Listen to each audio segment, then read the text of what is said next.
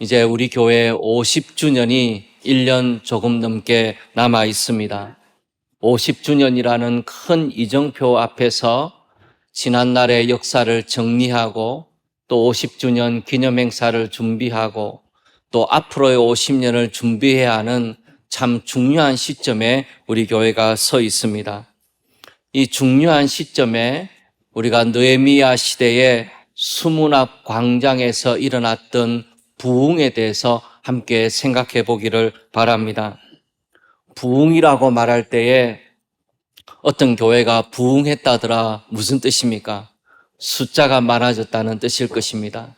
어떤 교회가 요즘에 참 부흥한다더라 그런 말을 듣게 되면은 분위기가 활기차지고 활력이 넘치는 거 그것도 부흥이란 말을 쓰기도 합니다. 참 부흥이라는 말을 했을 때에 그 부흥이라는 것은 성령 하나님의 특별하신 역사를 가리키는 것입니다. 죽어가는 교회를 살리시는 성령 하나님의 역사를 말합니다. 몇몇 사람에게 하나님이 은혜를 부어주시는 것이 아니고 많은 사람에게 동시적으로 하나님께서 성령을 부어주셔서 회개하고 예수님 믿고 우리 하나님께로 돌아오게 만드는 것, 그것이 부흥의 역사입니다. 개인의 영적 각성이 일어날 뿐만 아니라 한 공동체 전체의 영적인 각성이 일어나고 세상에까지 영적인 각성이 일어나게 되는 것, 그것이 부흥의 역사입니다. 느헤미야 시대에 수문 앞 광장에 모였을 때에 그와 같은 부흥의 역사가 있었던 것입니다. 그러면 이 부흥의 시점이 참 중요한데요. 이 부흥이 일어난 것은 이스라엘 백성들이 예루살렘 성벽을 건축하고 난 다음입니다. 성벽을 건축하고 성문을 달고 문지기를 세우고 레위인들을 세우면서 이제 큰 일들이 마쳐질 때였습니다. 예루살렘 성벽이 세워졌기 때문에 이제는 바깥에 있는 적들로부터 자신을 방어할 수 있는 기틀이 마련이 되어졌고 이제 큰 일을 마치고 한시름 놓을 만한 그때에 부흥의 역사가 일어나게 된 것입니다.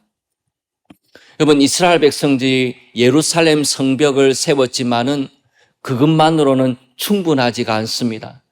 이스라엘 백성들을 지키시는 것은 그 이스라엘 백성들이 세운 성벽이 아니고 하나님께서 이스라엘 백성들을 지키시는 성벽이 되시기 때문입니다. 그래서 성벽을 세우는 것으로 끝나는 것이 아니고 이스라엘 백성들이 다시 하나님께로 돌이키는 영적인 각성이 필요했던 것입니다. 그래서 하나님께로 돌아와서 하나님 앞에 나아가게 되는 놀라운 일이 일어나게 되는 것, 그것이 정말로 이스라엘 백성들에게 필요한 일이었다는 것입니다. 우리가 50주년을 준비하면서 여러 가지 많은 준비가 필요하겠지만은 여러 가지 계획이 필요하겠지만은 우리들에게 가장 필요한 것은 영적인 준비라고 믿습니다.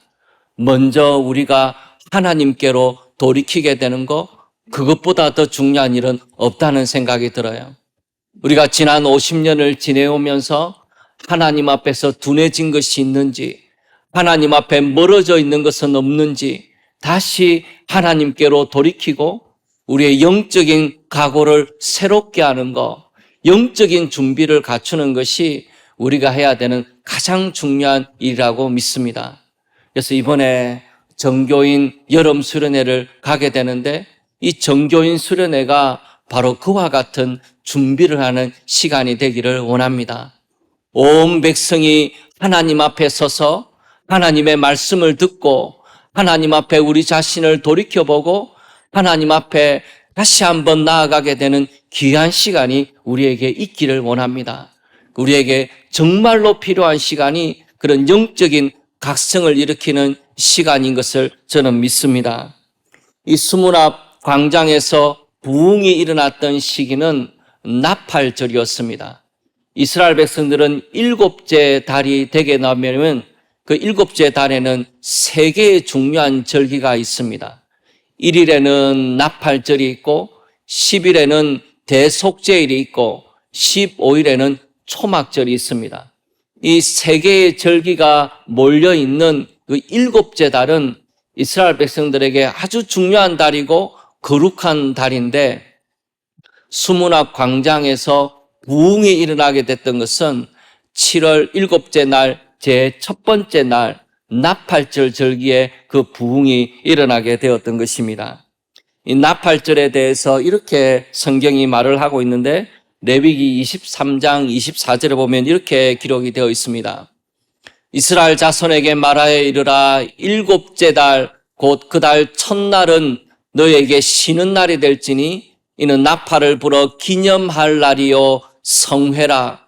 어떤 노동도 하지 말고 여호와께 화제를 드릴지니라. 제일 첫 번째 날을 나팔절로 지키라, 그렇게 말을 하는데, 일곱째 달은 밀력으로 치면은 이스라엘 백성들에게는 새해입니다. 새해의 첫 번째 날입니다. 새해 첫 번째 날이 되게 되면은 이스라엘 백성들에게는 긴 나팔 소리가 울려 퍼지게 되는데, 그 나팔 소리를 들으면서 이스라엘 백성들은 자신의 마음을 새롭게 할 필요가 있었던 것입니다.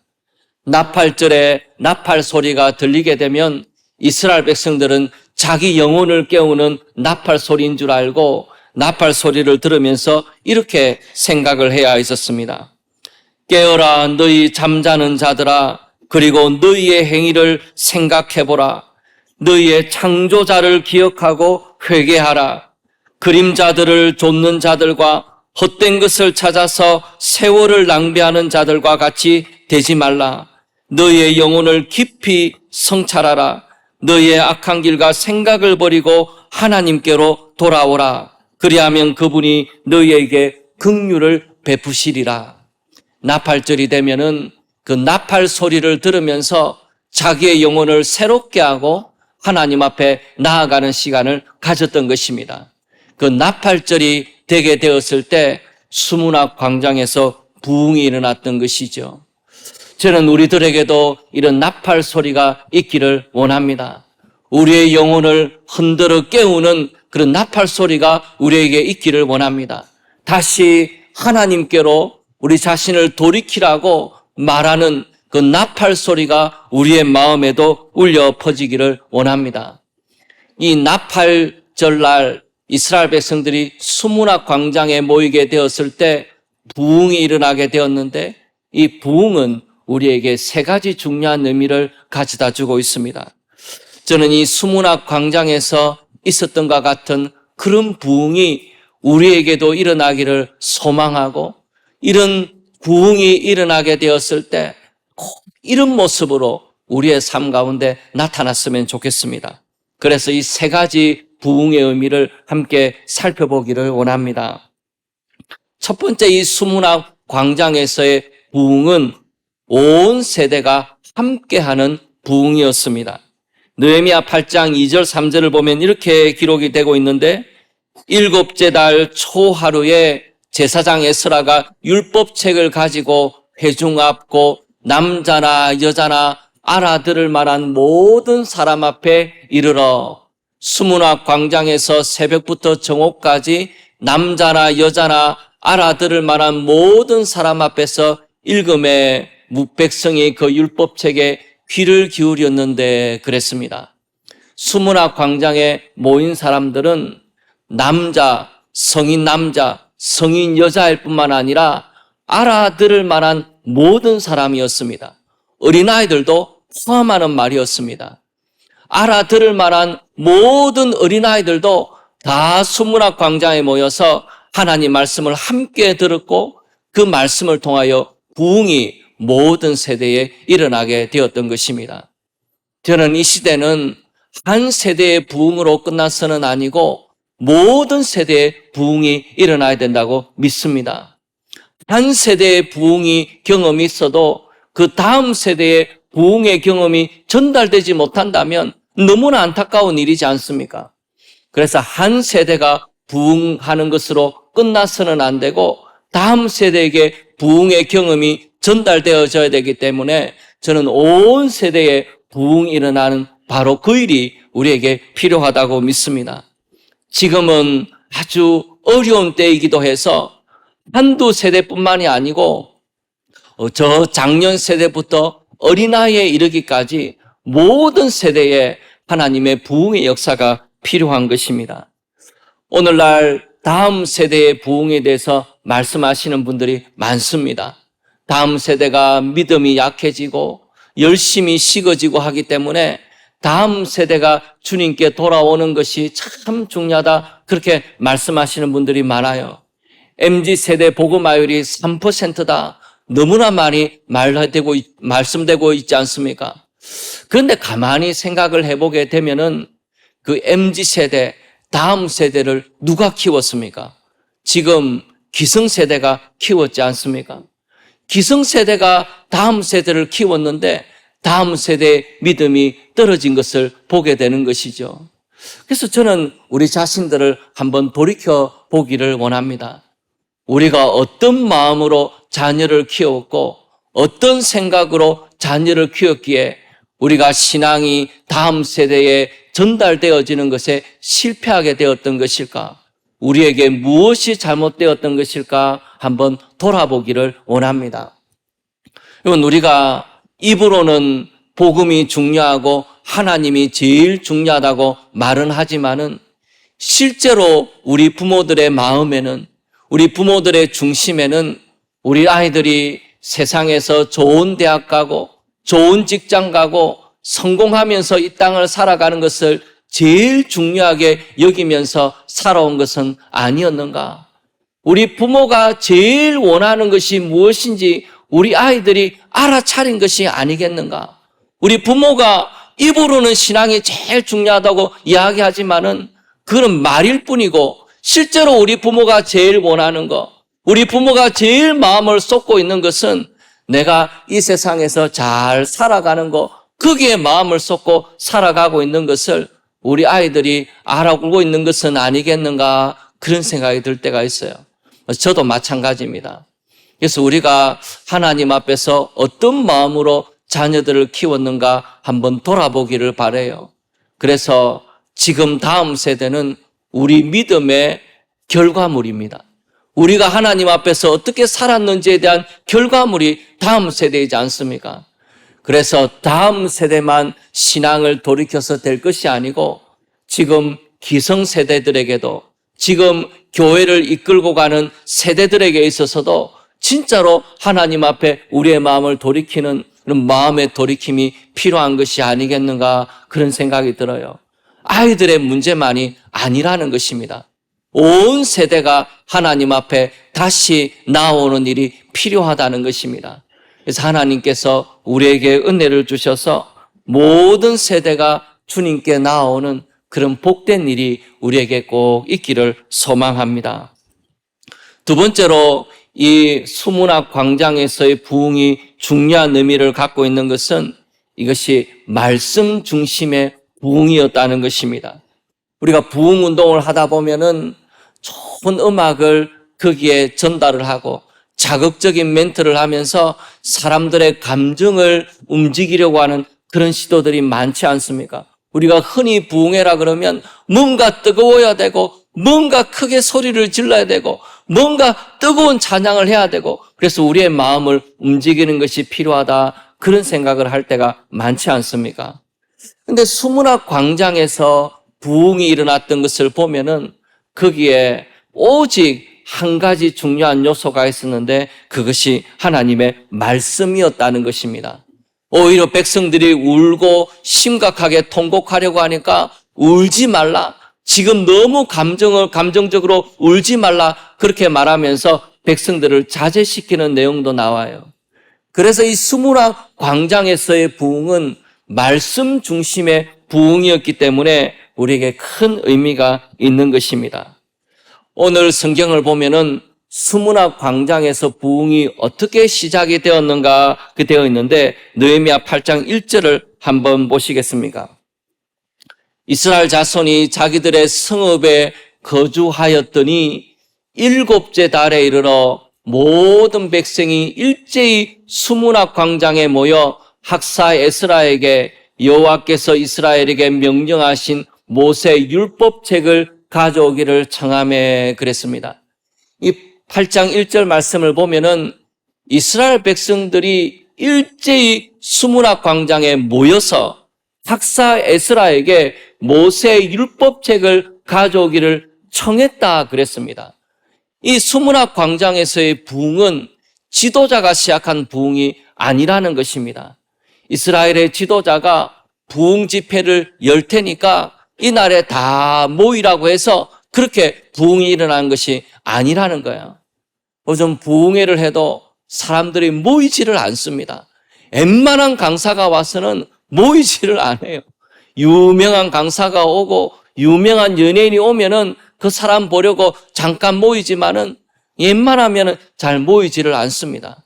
그런데 이 수문학 광장에서 있었던 이 부흥을 보게 됐을 때는 유명한 강사가 있었던 것이 아니고 어떤 지도자가 날을 정해서 부흥회를 한다고 억지로 모은 것이 아니라는 겁니다. 뭐 교구 특송을 하고 구역 특송을 하고 어떻게든 모이게 하게 해가지고 그렇게 모인 것이 아니라는 거예요. 백성들이 자발적으로 모였습니다. 자발적으로 모여서 에스라에게 하나님의 율법책을 가져다 달라고 했습니다. 하나님의 말씀이 뭐라고 말씀하고 있는지 듣고 싶다는 것입니다. 백성들의 마음에 말씀을 향한 갈망이 있었다는 것입니다. 하나님이 정말 우리에게 뭐라고 말씀하시는지, 이 시대에 하나님께서 우리에게 주시는 말씀이 무엇인지 듣기를 원하는 갈급한 마음이 백성들에게 있었다는 것입니다. 백성들이 자발적으로 모여서 에스라에게 하나님의 율법책을 가져오기를 청하고 그 율법의 말씀을 들었던 것이죠. 우리에게 이런 말씀에 대한 갈급함이 있기를 원합니다.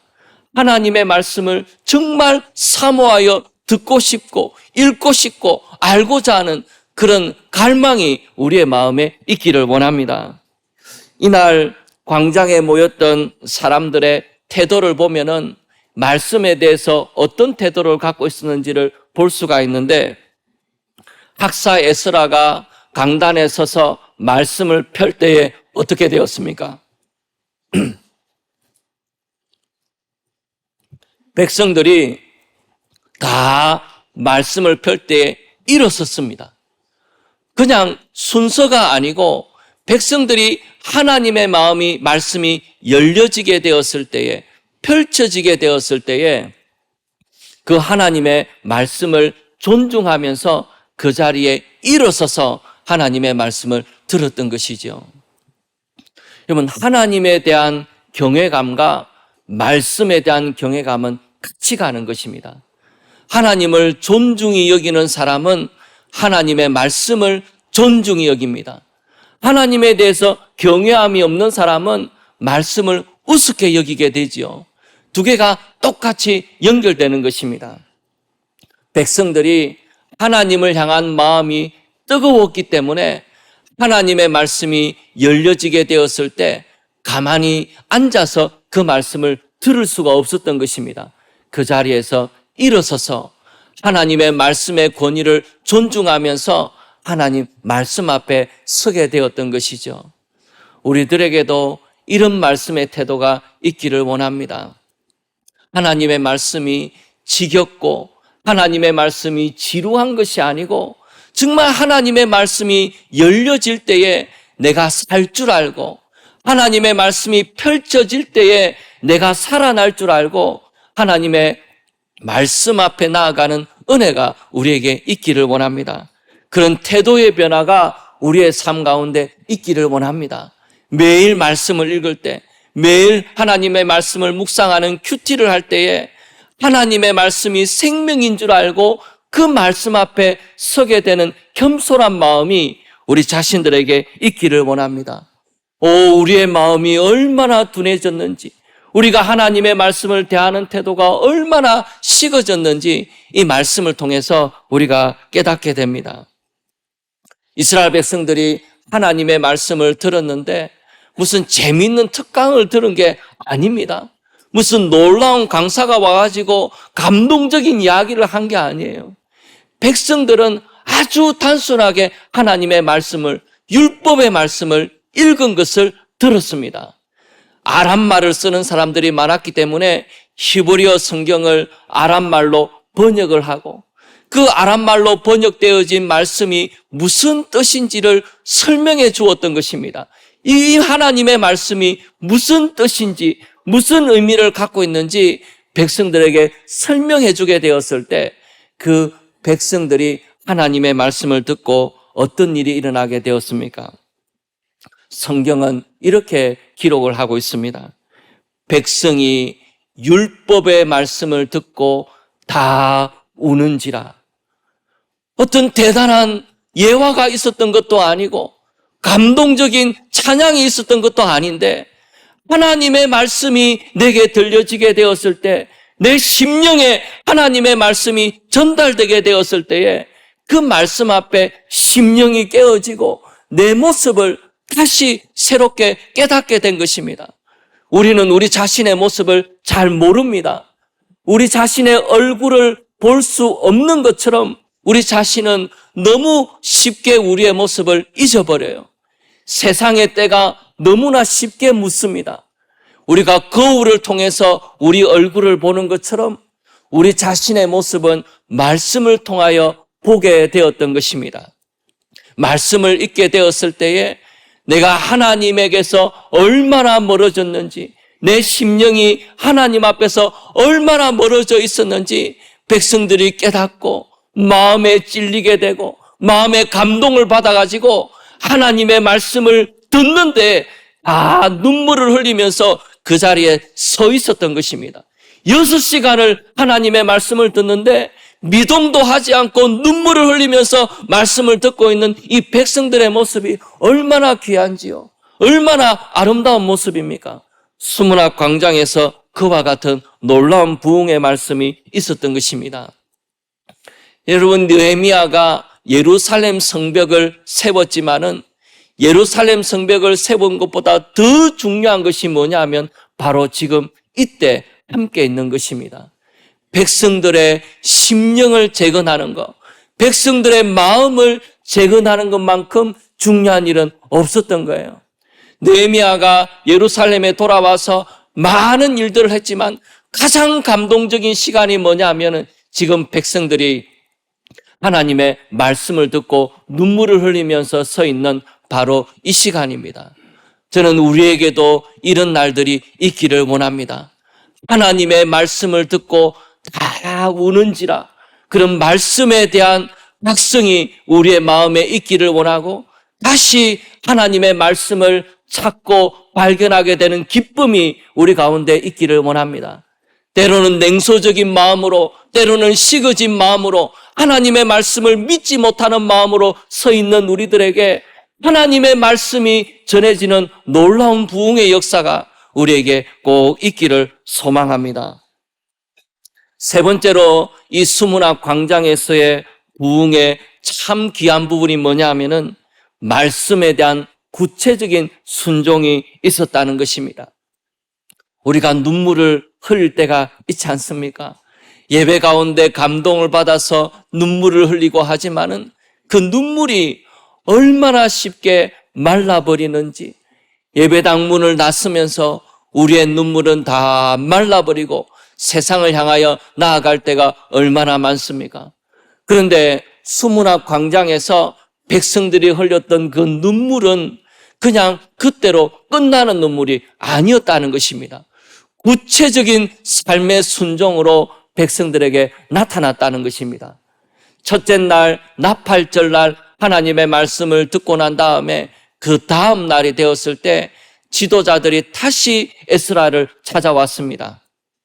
하나님의 말씀을 들려달라고, 하나님의 말씀을 더 알고 싶다고 에스라를 찾아오게 되었고, 백성들이 하나님의 말씀을 듣고 있는 중에 자기들의 인생에서 불순종하고 있는 것을 깨닫게 된 것을 발견했습니다. 그것이 무엇이냐면 초막절을 지키지 않고 살아가고 있었던 것이죠. 백성들이 다시 초막절을 지키기로 마음먹습니다. 일주일 동안 텐트에서 살아야 돼요.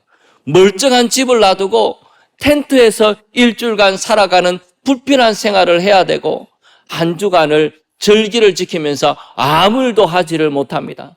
근데 백성들이 기꺼이 초막절을 지키기로 마음먹고 초막절날 하나님 앞에 다시 모이게 되었다는 것입니다. 그리고 일주일을 지내게 되는데 그 일주일 동안 다시 하나님의 말씀을 듣습니다. 모세의 율법에 의하면은 이 매년 7년째가 되는 해에는 초막절날 하나님의 말씀을 읽어 들리는 것이 있습니다. 그 말씀을 다시 기억해내서 일주일 동안 다시 백성들이 하나님 말씀 앞에 나아갔던 것입니다. 첫째 날에 하나님의 말씀을 들었던 것으로는 만족이 안 되었던 것입니다. 그거 가지고는 도저히 마음에 타오르는 갈망을 끊을 수가 없어서 다시 하나님 말씀 앞에 일주일 동안 나오게 되었고, 그 일주일을 지나는 동안에 이스라엘 백성들은 자기의 모습을 철저하게 깨닫게 되었습니다. 그래서 그달 24일이 되었을 때 초막절이 끝나고 난 다음에 백성들이 하나님 앞에 회개 기도를 시작하게 됩니다. 이스라엘의 역사를 돌이켜보면서, 내 역사를 돌이켜보게 되면서 하나님의 은혜를 그렇게 많이 받았음에도 불구하고 내가 왜 이렇게 하나님을 떠나 살고 있었는지, 하나님이 주시는 기름진 것을 먹고 마시면서도 하나님을 숨기지 않고 살아갔던 자신의 잘못을 깨닫게 되어지고 백성들이 회개를 하기를 시작을 했습니다. 백성들의 회개 기도가 이어지게 되면서 백성들은 스스로 자기의 삶에서 잘못된 것을 다시 고치기를 시작을 했습니다. 이방 사람에게 자기의 딸을 내어주고 자기의 아들을 위하여 이방 여자를 데리고 왔던 것에 대해서 회개하기 시작했습니다. 이방인과의 관계를 끊어버릴 것을 마음에 결심하게 되었고, 안식일을 소중히 여기지 않았던 것을 깨닫게 되었습니다. 내가 하나님을 예배하는 날을 너무나 쉽게 잊어버리고 살았던 것에 대해서 깨닫게 됐던 것이죠. 하나님께 예배하고 하나님께 나오는 것을 소홀히 여기면서 안식일을 지키지 않았던 것을 깨닫기 시작했고, 그들은 하나님의 성전을 내버려 두고 살았던 것을 깨닫게 되었습니다. 그래서 해마다 세겔의 3분의 1을 모아서 하나님의 전에 드리기로 했고, 종족들마다 나무를 해와서 하나님의 제단에 불이 꺼지지 않도록 백성들이 힘을 썼고, 소지소산의 첫 열매를 주님께 드리고 11조를 주님께 드리면서 다시 하나님 앞에 신앙의 열심을 회복하기를 시작을 했던 것입니다. 그래서 이스라엘 백성들이 구체적인 순종을 통하여서 하나님 앞에 다시 나오게 됨으로써 백성들의 영적인 각성이 이어지게 되었던 것이죠. 저는 우리들에게도 이와 같은 구체적인 순종이 있기를 원합니다. 하나님 앞에 무엇이 잘못되었는지를 깨닫고 구체적으로 하나님 앞에 회개하고 돌이키고 다시 순종하게 되어지는 은혜가 우리에게 있기를 원합니다. 오늘 말씀을 정리하려고 그래요. 오늘 수문학 광장에서 부흥이 있었는데 이 부흥을 맞이한 사람들이 어떤 사람들이었는지를 잠깐 생각해 보기를 바랍니다. 여러분, 이 사람들은 페르시아에서 얼마든지 안락하게 살아갈 수 있음에도 불구하고 자기의 삶의 터전을 버리고 이스라엘 땅으로 돌아온 사람들입니다. 페르시아에서 안락하게 살기를 거부하고 하나님의 성전이 있는 땅으로 돌아온 사람들이에요. 돌아와서 예루살렘 성벽을 52일 만에 지었습니다. 성벽을 다시 세운 헌신을 했던 사람들입니다. 그런데 페르시아의 안락한 삶을 저버리고 돌아왔고 예루살렘 성벽을 52일 만에 재건하는 헌신을 했던 사람들이었는데 하나님의 말씀 앞에 서 보니 내가 하나님 앞에 얼마나 멀어져 있는지를 깨닫게 되었다는 것입니다. 회개할 것이 없어 보이는 사람들이었는데, 열심히 있는 사람들이었는데 말씀 앞에 서 보니 내가 하나님 앞에 불순종하고 하나님의 말씀을 어기며 살아갔던 내 삶의 무너진 부분들이 너무나 많았다는 것입니다. 그 무너진 부분들을 붙잡고 하나님 앞에 회개하는 역사가 일어나게 되었던 것입니다. 우리들에게도 이와 같은 변화가 있기를 원합니다. 어떤 때는 이런 생각을 한 번씩 할 때가 있어요. 예수님 믿는 사람하고 안 믿는 사람하고 무슨 차이가 있는가? 여러분 어떻게 생각하십니까? 예수님 믿는 사람하고 안 믿는 사람하고 무슨 차이가 있습니까? 어떤 때는 이런 생각이 마음에 들 때가 있어요. 예수님 안 믿는 사람은 자기 힘으로 원하는 것을 이루려고 하고, 예수님 믿는 사람은 하나님의 힘을 빌려서 자기가 원하는 것을 이루려고 하는 것. 그 차이밖에 우리가 차이가 없는 것은 아닌가. 우리가 정말 마음의 변화를 가지고 있는가? 우리가 구하는 거, 생각하는 거, 바라는 것이 달라졌는가? 하나님 앞에서 우리의 마음이 돌이켜졌는가? 우리가 예배를 드리고 기도하고 믿음 생활을 하는데 구하는 것이 달라진 삶을 살아가고 있는가? 하나님을 대하는 우리의 태도가 정말 달라졌는가? 열심히 살아가고 있는 것 같고 헌신하고 있는 것 같은데 우리의 삶이 정말로 하나님 앞에 달라졌는가? 말씀 앞에 서게 되는 은혜가 있기를 원합니다. 하나님의 성령이 주시는 우리 심령의 변화가 있기를 원합니다.